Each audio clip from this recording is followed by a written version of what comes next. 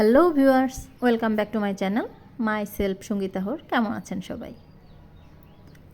বাড়িতে খুব মাংস খেতে ইচ্ছা করছে, কিন্তু মাংস আনা নেই বা রান্না করা নেই। তো এখন কি করা যায়? এইভাবে সয়াবিন রান্না করে নিন, দেখুন একদম টেস্ট হয়েছে মাংসের মতো। তো এই সয়াবিন রান্না করতে আমার যা লাগছে, আমি নিয়ে নিয়েছি সয়াবিন। সয়াবিনগুলোকে আমি ঠান্ডা জলে 15 থেকে 20 মিনিটের জন্য ভিজিয়ে রাখবো। এটাকে 15 থেকে 20 মিনিট ভিজিয়ে রাখার পর আমি দেখিয়ে দিচ্ছি। 20 মিনিট পর দেখুন ভিউয়ার্স, একদম সফট হয়ে গেছে এবং স্পঞ্জি হয়ে গেছে। দেখুন চিপলে একদম জল সব বের হয়ে যাচ্ছে। তো এটাকে আমি খুব ভালো করে 2-3 বার করে জল দিয়ে কষলিয়ে এবং চিপে ধুয়ে তুলব। এটা ভালো করে না ধুলে অনেক সময় এটাতে কিচকিচা একটা ভাব থেকে যায়, কামড় লাগলে মনে হয় যে একটা বালি বালি ভাব থাকে। তো এটাকে খুব ভালো করে ধুয়ে নিলে এই সমস্যাটা থাকে না এবং রান্নাটাও অনেক টেস্ট হয়। তো এটাকে আমি খুব ভালো করে ধুয়ে ভালো করে চিপে জলটাকে ঝরিয়ে নিচ্ছি। জল ঝরিয়ে নেওয়ার পর দেখুন এরকম হয়েছে। তো এরপর চুলায় একটি কড়াই বসিয়ে এর মধ্যে দিয়ে দিচ্ছি সরিষার তেল। আমি এটা রান্না করতে সরিষার তেলটা ইউজ করব। তেলটা গরম হয়ে গেলে এর মধ্যে আমি সয়াবিনগুলোকে দিয়ে খুব ভালো করে ভেজে নেব। তো এটা ভাজতে থাকবো। সামান্য একটু লবণ এবং মরিচের গুঁড়ো দিয়ে এটাকে খুব ভালো করে মৃদু আঁচে ভাজতে হবে, যাতে লেগে না যায় বা পুড়ে না যায়।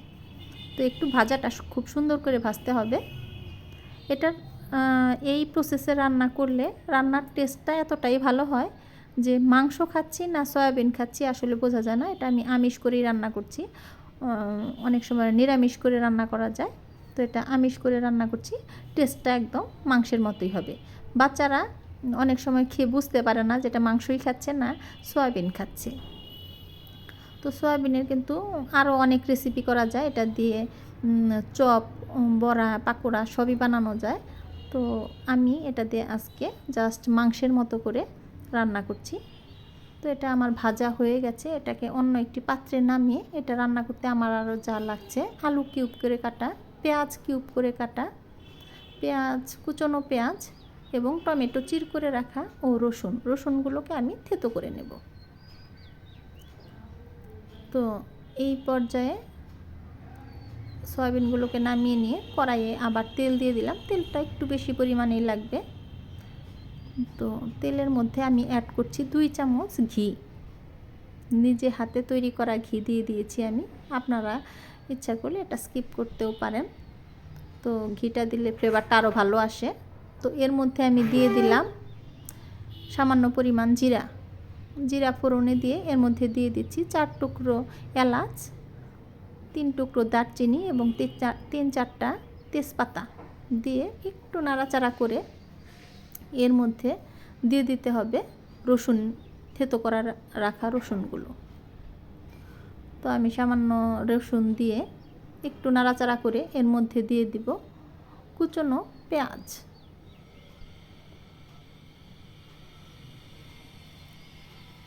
কুচনো পেঁয়াজগুলো দিয়ে হালকা একটু ভেজে নিতে হবে। এই স্টেপগুলো ফলো করে রান্না করলে রান্নাটা সত্যি খুব মজাদার হয়। তো ভাজাটা ভালো করে হয়ে আসলে এর মধ্যে আমি দিয়ে দিব টুকরো করে রাখা আলুগুলো। আলুটা আগেই ভেজে নিচ্ছি, কারণ অনেক সময় আলুটা শক্ত থেকে যায়, খেতে অতটা টেস্ট লাগে না। তো আলুটা যদি এর সঙ্গে ভাজা হয়ে যায় টেস্টটা আরও বেশি ভালো হয়। তো এর মধ্যে অ্যাড করছি লবণ, স্বাদমতো লবণ, মরিচের গুঁড়ো 1 চামচ পরিমাণ মরিচের গুঁড়ো দিয়ে দিচ্ছি এবং দিয়ে দিব প্রায় 2 চামচ পরিমাণ হলুদের গুঁড়ো দিয়ে এটাকে আমি খুব ভালো করে নেড়ে চেড়ে নেব। এখন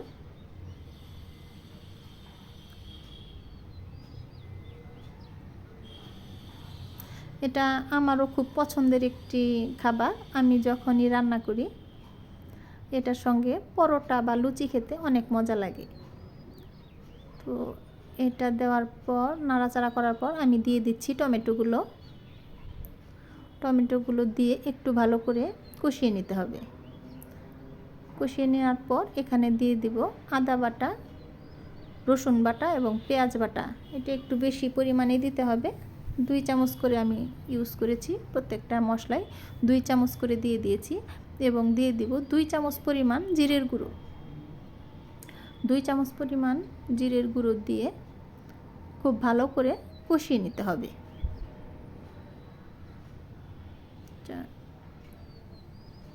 কষানোর সময় কষাতে কষাতে যখন এর থেকে মশলাগুলো থেকে তেল চলে আসবে, তখন আমি এখানে দিয়ে দেব কিছু টুকরো করে কিউব করে রাখা পেঁয়াজগুলো এবং আরও কিছু থেতো করে রাখা রসুনগুলো ছিল, আমি সেগুলো দিয়ে দিব।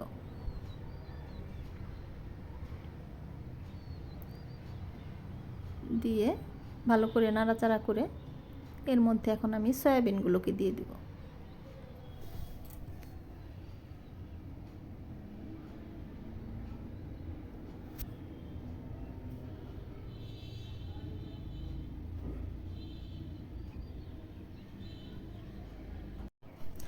এই পর্যায়ে সয়াবিনগুলোকে দিয়ে খুব ভালো করে নাড়াচাড়া করে নিতে হবে এবং কষিয়ে নিতে হবে।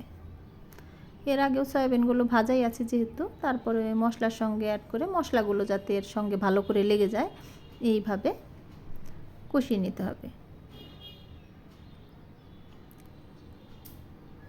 আর ভিতর থেকে স্বাদ উঠে আসার জন্য আমি এখানে অ্যাড করছি সামান্য পরিমাণ চিনি। আমি আসলে আমার প্রত্যেকটা রান্নাতে একটু চিনি অ্যাড করে থাকি, এতে খাবারের টেস্টটা খুব ভালো আসে। তো আমি এখন কষিয়ে নিচ্ছি।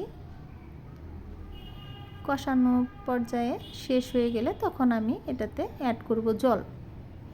আলু এবং সয়াবিনগুলো সিদ্ধ হয় এই পরিমাণ জল দিয়ে দিব। এই রান্নাটা একটু কষানো কষানো টাইপের রান্না হবে কাজে।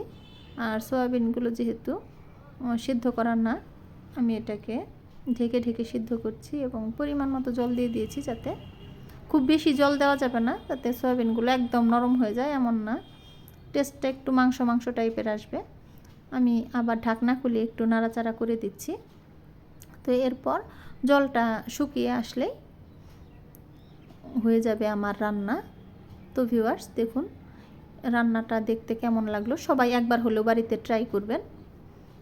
আমার রান্নাটা মোটামুটি হয়ে এসছে। এরপর আমি পরিবেশন করে আপনাদেরকে দেখিয়ে দিচ্ছি যে রান্নাটা কেমন হলো। দেখুন ভিউয়ার্স, এটাকে নামিয়ে নিয়েছি, খাওয়ার জন্য একদম তৈরি। তো খেতেও খুবই অসাধারণ হয়েছে, দেখতেও খুবই ভালো লাগছে। সবাই বাড়িতে একবার হলেও ট্রাই করবেন এবং জানাবেন কেমন লাগলো। ধন্যবাদ সবাইকে, টাটা।